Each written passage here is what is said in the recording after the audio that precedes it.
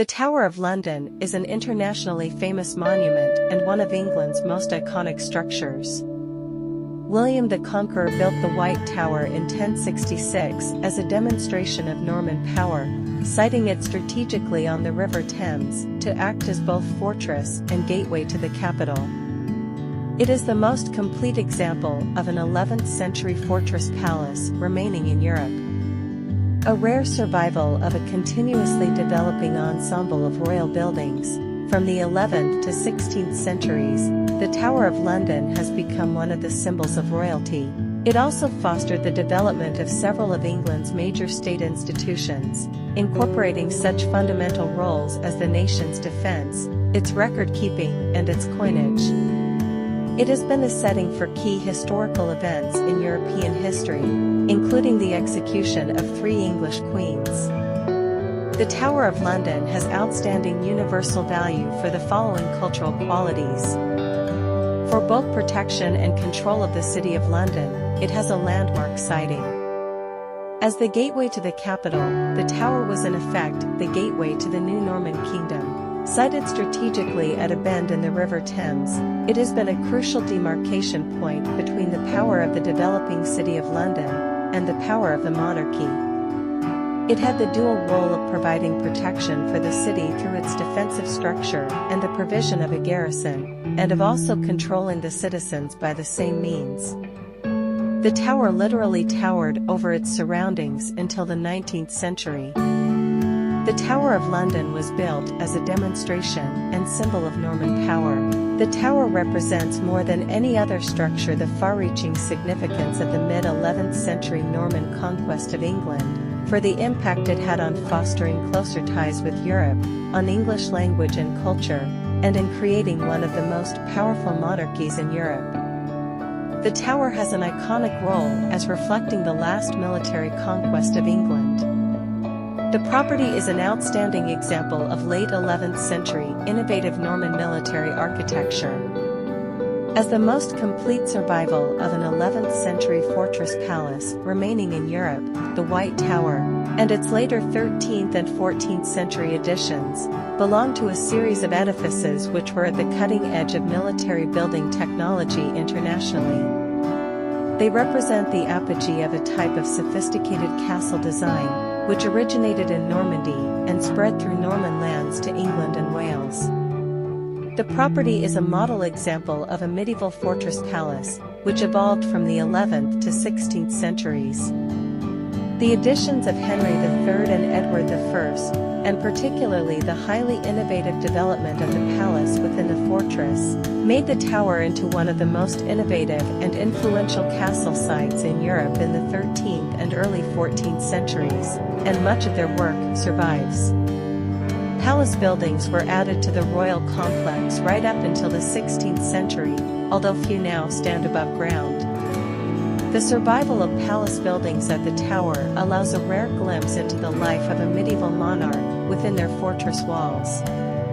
The Tower of London is a rare survival of a continuously developing ensemble of royal buildings, evolving from the 11th to the 16th centuries, and as such, has great significance nationally and internationally. The property has strong associations with state institutions. The continuous use of the tower by successive monarchs fostered the development of several major state institutions. These incorporated such fundamental roles as the nation's defense, its records, and its coinage. From the late 13th century, the tower was a major repository for official documents and precious goods owned by the crown. The presence of the crown jewels, kept at the tower since the 17th century, is a reminder of the fortress' role as a repository for the royal wardrobe. As the setting for key historical events in European history, the tower has been the setting for some of the most momentous events in European and British history.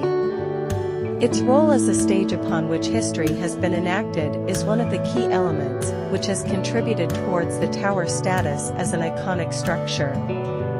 Arguably, the most important building of the Norman conquest, the White Tower symbolized the might and longevity of the new order.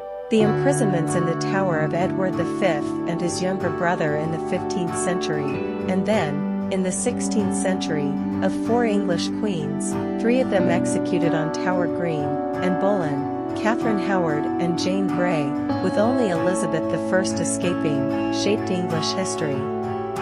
The tower also helped shape the story of the Reformation in England, as both Catholic and Protestant prisoners, those that survived, recorded their experiences and helped define the tower as a place of torture and execution.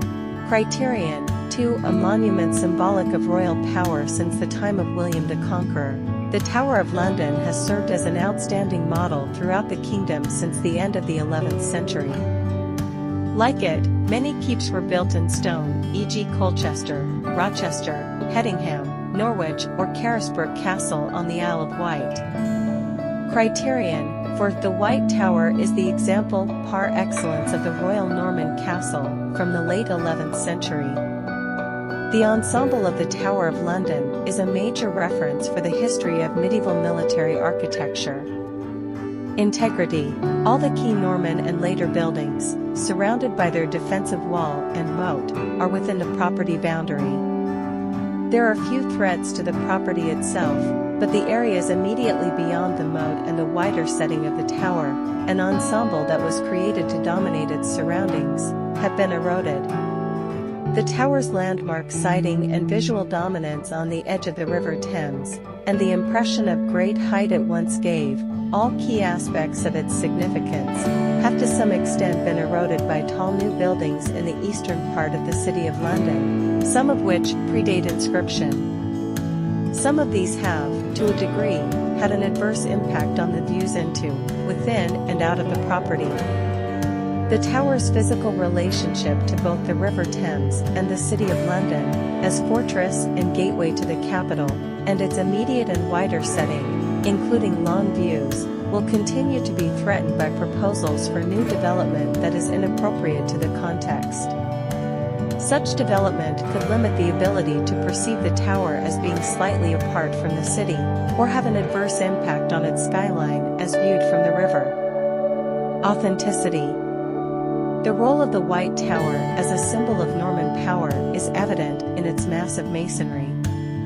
It remains, with limited later change, as both an outstanding example of innovative Norman architecture and the most complete survival of a late 11th century fortress palace in Europe.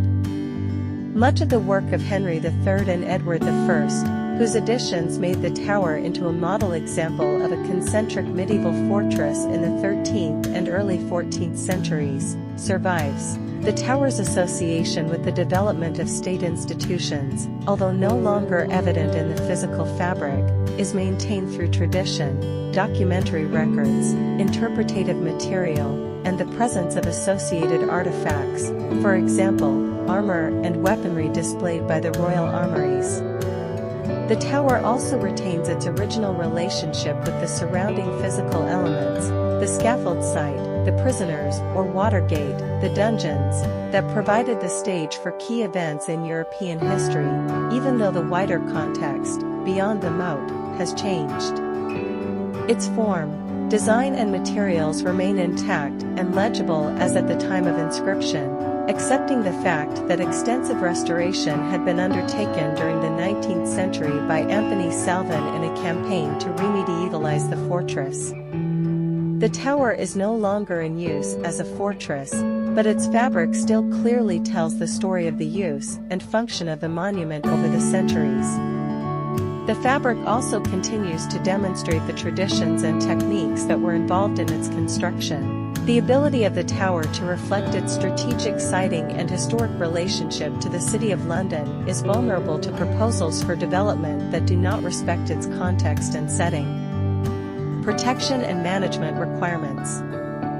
The UK government protects World Heritage properties in England in 2 ways. Firstly, monuments, individual buildings and conservation areas are designated under the Ancient Monuments and Archaeological Areas Act 1979 and the Planning, Listed Buildings and Conservation Areas, Act 1990, and secondly, through the UK Spatial Planning System under the provisions of the Town and Country Planning Act 1990 and the Planning and Compulsory Purchase Act 2004. The property is protected as a scheduled ancient monument, and buildings within it are protected as statutorily listed buildings. Government guidance on protecting the historic environment and World Heritage is set out in the National Planning Policy Framework and Circular, July 09. Policies to protect, promote, conserve and enhance World Heritage properties, their settings and buffer zones, are also found in statutory planning documents. The Mayor's London Plan provides a strategic social, economic, transport and environmental framework for London and its future development over 20 to 25 years. It contains policies to protect and enhance the historic environment in general and World Heritage properties in particular. The London View Management Framework Supplementary Planning Guidance published by the Mayor protects important designated views, including a protected view of the Tower of London from the south bank of the River Thames. Locally, the Tower of London falls within the London Borough of Tower Hamlets and is adjoined by the City of London and the London Borough of Southwark. Each of these local planning authorities has an emerging local development plan, which provide a framework of policies to protect and promote the Tower of London World Heritage property.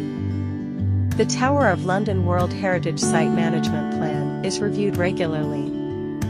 Its implementation is integrated into the activities of Historic Royal Palaces, the independent charity responsible for caring for the Tower of London, the Tower of London World Heritage Site Consultative Committee, a group consisting of on-site partners, local authorities, and heritage specialists, monitors implementation and review of the plan and provides a forum for consultation on issues affecting the Tower of London and its environs. The most significant challenges to the property lie in managing the environs of the Tower of London so as to protect its outstanding universal value and setting. At a strategic level, these challenges are recognized in the London Plan and the borough's emerging local plans. These documents set out a strategic framework of policies aimed at conserving, protecting, and enhancing the outstanding universal value of the tower and its setting. The challenges are also identified in the World Heritage Site Management Plan, which defines the local setting of the tower and key views within and from it.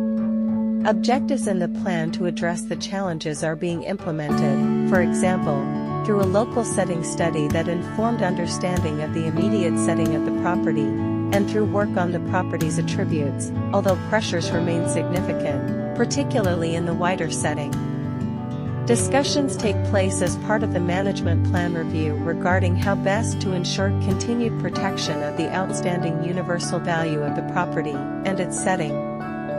Other challenges include pressures on funding. However, Historic Royal Palaces has put in place robust measures to ensure that the Tower of London is properly protected, interpreted, and conserved in accordance with its key charitable objectives. These measures include long-term conservation plans, prioritized and funded according to conservation needs, and cyclical maintenance plans. Plans for the visitor experience respond to the Historic Royal Palaces cause, to help everyone explore the stories of the palaces, and are subject to rigorous evaluation. All plans are regularly monitored and reviewed.